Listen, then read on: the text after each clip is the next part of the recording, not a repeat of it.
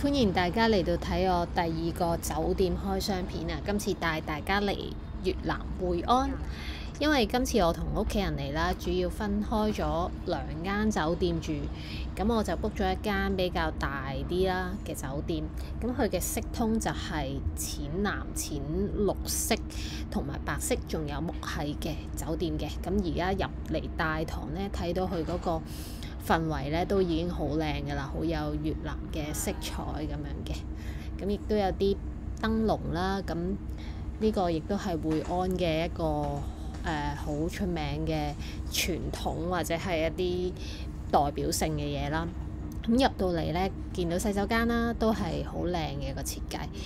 咁有2張床，咁1張係加嘅，因為如果我阿爸想過嚟我呢邊住都可以，因為我阿叔咧就 book 咗另一間酒店，一陣會帶大家睇噶啦。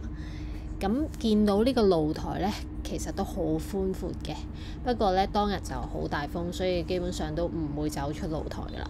咁我喺露台係可以見到隔離房嘅露台，所以其實可以同人打招呼啊。咁帶大家睇第2間酒店啦，咁都係喺2棟樓嘅隔離嘅啫，同一條河流。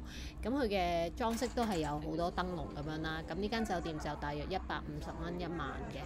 咁呢個係洗手間啦，簡約少少嘅。咁但係咧，佢嗰個房個設計都好靚嘅，木系啦，同埋黃色啊為主咁樣啦。咁出到去嗰個露台咧，就比較細少少，咁亦都有兩邊牆係頂住咗，咁睇唔到隔離嘅房啦，冇咁寬闊啦，嗰個視野咁嘅。個露台就係咁樣嘅，兩邊就有道牆啦。啱啱我哋嗰邊就冇牆嘅，我哋其實啱啱喺隔離嗰度藍色嗰度嘅。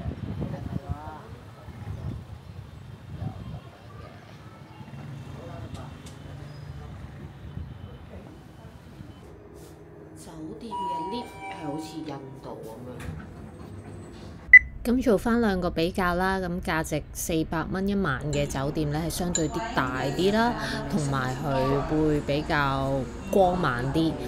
咁而佢亦都包一個好豐盛嘅早餐啦，咁西式早餐嚟嘅。咁當然亦都有啲月亮火咁樣啦。咁而比較平啲嗰間酒店150蚊晚呢，咁佢都有包早餐，咁但係啲早餐就比較簡單啲啦，咁但係我冇影到相，咁所以都提供唔到俾大家睇啦。咁都係比較翻，其實自己係會喺間酒店度逗留多啲定係點樣啦？我so far嚟講，我覺得2間酒店都係靚嘅。